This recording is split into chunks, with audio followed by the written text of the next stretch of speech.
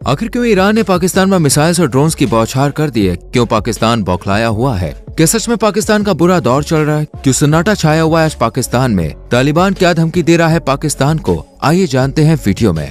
War, हमले, बम और गोला बारूद के धमाके, हवाई स्ट्राइक और तबाही, हर तरफ फैला बड़ा आतंक। दोस्तों, न्यूज चैनल से लेकर हर अखबारों यहाँ तक कि सोशल मीडिया के हर प्लेटफॉर्म पर अगर कोई सबसे ज्यादा चर्चा का विषय बनी है चीज, तो वो है सिर्फ और सिर्फ वॉर। इजराइल और हमास और अब तो अमेरिका और यमन किस तरह से खूनी जंग लड़ रहे हैं, ये बात हर कोई जानता है। लेकिन हाल ही में एक और देश सबसे ज्यादा सुर्खियां बटोर रहा है और वो है भारत का पड़ोसी देश, जिसने एकमात्र खास दुश्मन का दर्जा भारत से ले रखा है। जी आप बिल्कुल सही समझ रहे हैं, बात हो रही है पाकिस्तान की। अब जब भी बात पाकिस्तान की आती है तो हर कोई जानता है कि पाकिस्तान को भारत फूटी आंख नहीं सुहाता, और जिस तरह हमारा भारत ऊंचाइयों को छू रहा है उसे देखकर तो इनके तोते से उड़ गए हैं। खैर ये बात तो अलग रही, लेकिन दोस्तों यहाँ पर गौर फरमाया जाए तो पाकिस्तान के अंदर कुछ ऐसा माहौल चल रहा है कि भैया बस ऐसा लग रहा है मानो पाकिस्तान का आखिरी समय आ पहुंचा है, और इसकी वजह पूछी जाए तो वो है इसके काम जिनको वो भुगत रहा है। खैर दोस्तों, अगर कहा जाए कि पाकिस्तान बुरे दौर से गुजर रहा है तो ये कहना गलत नहीं होगा, क्योंकि सच्चाई तो ये है कि पाकिस्तान अब बुरे दौर से भी कई गुना ज्यादा बदतर स्थिति में पहुंच चुका है।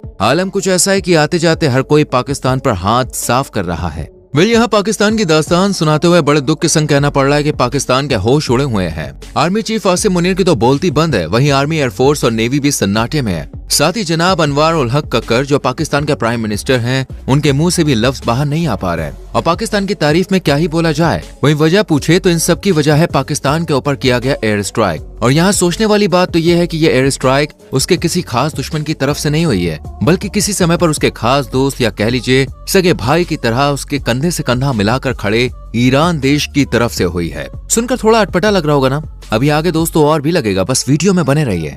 बात है दोस्तों 16 जनवरी की, जब ईरान ने पाकिस्तान को अपने निशाने पर ले लिया और एयर स्ट्राइक से पाकिस्तान में हुड़दंग मचा दिया। पाकिस्तान के आसमान पर अचानक से मौत का मंजर मंडराने लगा। चारों तरफ मिसाइल और ड्रोन्स की आवाजें गूंज उठी। समय करीब रात के 11 से 12 बजे तक का बताया जा रहा है, जब अचानक से ईरान को मिसाइल्स और ड्रोन्स पाकिस्तान के बलूचिस्तान में बड़ी ही होशियारी से घुसे और अपने टारगेट पर पहुंचकर सब कुछ तबाह कर दिया। आपको बता दें, पिछले 2 दिनों में ईरान ने इराक और सीरिया के बाद पाकिस्तान को अपने निशाने पर लिया, जिसके बाद तो पाकिस्तान में सन्नाटा छा गया। ईरान की इस एयर स्ट्राइक ने पाकिस्तान में खलबली मचा के रख दी है। वहीं पाकिस्तानी आर्मी, एयरफोर्स और नेवी के साथ साथ पाकिस्तानी सरकार को भी समझ नहीं आ रहा कि भाई आखिर क्या हुआ है, क्योंकि अगर ये हमले अफगानिस्तान और इंडिया की तरफ से होते तो जरा कुछ समझ में भी आता, लेकिन ईरान ये कुछ जमा नहीं। अब जनाब देखा जाए तो हमेशा से ही आतंकियों के हमदर्द बने रहने की वजह से दुनिया भर में पाकिस्तान की किरकिरी होती ही रहती है। वैसे ही एक बार पाकिस्तान की किरकिरी होती हुई नजर आ रही है। जी हाँ, इस सर्जिकल स्ट्राइक की वजह भी यही है, जिसके बाद क्या होना था।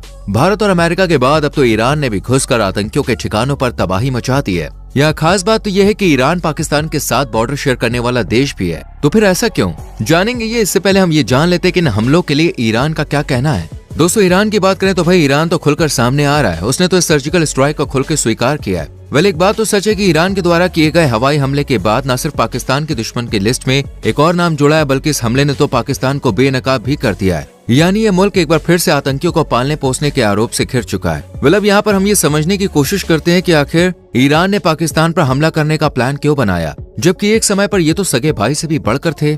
ये जानने से पहले अगर आपने हमारी वीडियो को अभी तक लाइक नहीं किया तो जल्दी से वीडियो को लाइक कर दीजिए और चैनल को सब्सक्राइब करना ना भूलें। सो अगर यहाँ पर बात करें इन दो दुश्मन बने इस्लामिक देशों के रिश्तों की, तो इनके रिश्तों में खटास आना तो साल 1979 से ही शुरू हो गया था। असल में 1979 में ईरान क्रांति के समय ईरान ने अपनी विदेशी पॉलिसी को रातों रात पश्चिमी समर्थक से बदलकर पश्चिमी विरोधी कर दिया। वहीं पाकिस्तान भुट्टो के कार्यालय में शिया समर्थक रहा है, पर फिर आगे बढ़ गया और यहीं से दोनों देशों के रिश्तों में खटास आनी शुरू हो गई। खैर, इस तरह से दोनों देशों के रिश्ते कब दुश्मनी में बदल गए किसी को खबर भी नहीं हुई, और समय ये आ पहुंचा कि आज ये दोनों ही एक दूसरे के खिलाफ हैं।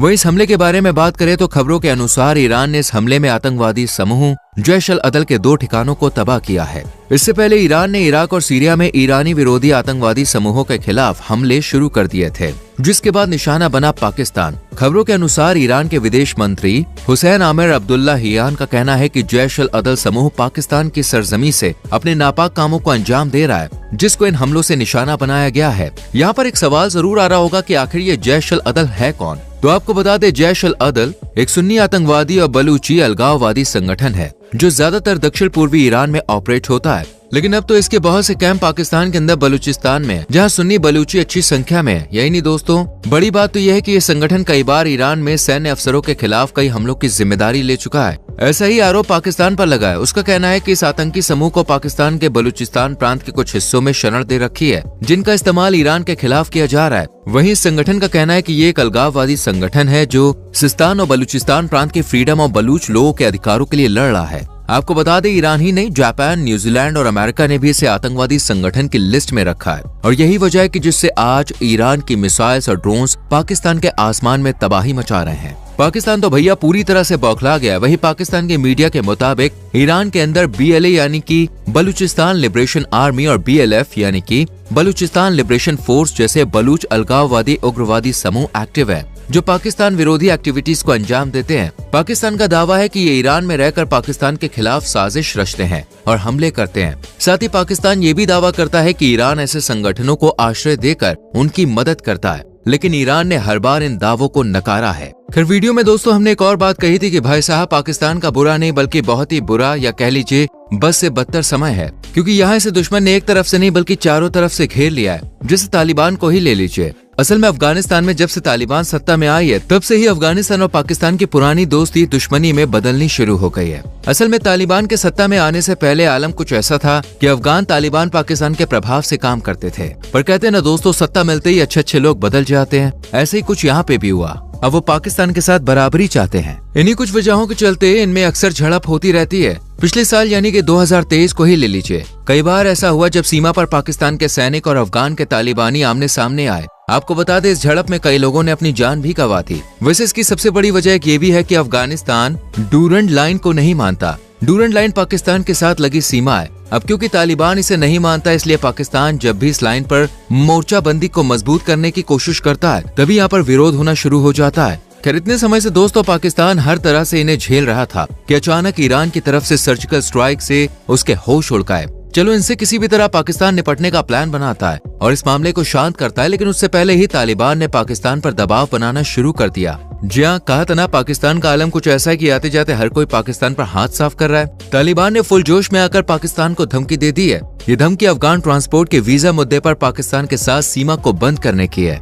सूत्रों के मुताबिक पाकिस्तान और अफगान सीमा सुरक्षा अफसरों के बीच एक मीटिंग हुई है, जिसके बाद तालिबान ने बातचीत करने से साफ इनकार कर दिया है। तालिबान का कहना है कि वो अफगानी ट्रांसपोर्ट के लिए वीजा नीति मुद्दे का सलूशन निकालें। वहीं खबरों के अनुसार अफगान अधिकारियों ने पाकिस्तान से ये भी मांगा था कि वो पाकिस्तान में फंसे अफगान ट्रांसपोर्ट को अपने देश से वापस जाने के ऑर्डर दें, जिसके बाद वो मुख्य द्वार पर कंक्रीट की दीवार खड़ी करके सीमा स्थायी रूप से बंद कर देंगे। तो आप इस तरह से समझ गए होंगे क्या हाल है पड़ोसी देश पाकिस्तान का। वहीं पाकिस्तानी मीडिया भी ये दावा कर रही है कि पाकिस्तान में ईरान ने कई आतंकी ठिकानों पर हमला किया है, पर अब देखा जाएगा कि क्या होता है। आपको क्या लगता है दोस्तों, कमेंट जरूर करें, वीडियो को लाइक और शेयर करें और चैनल को सब्सक्राइब करके बेल आइकॉन प्रेस करें, जिससे आने वाली वीडियोस आपसे मिस ना हो। मिलते हैं आपसे अगली वीडियो में। चल then, bye bye, take care.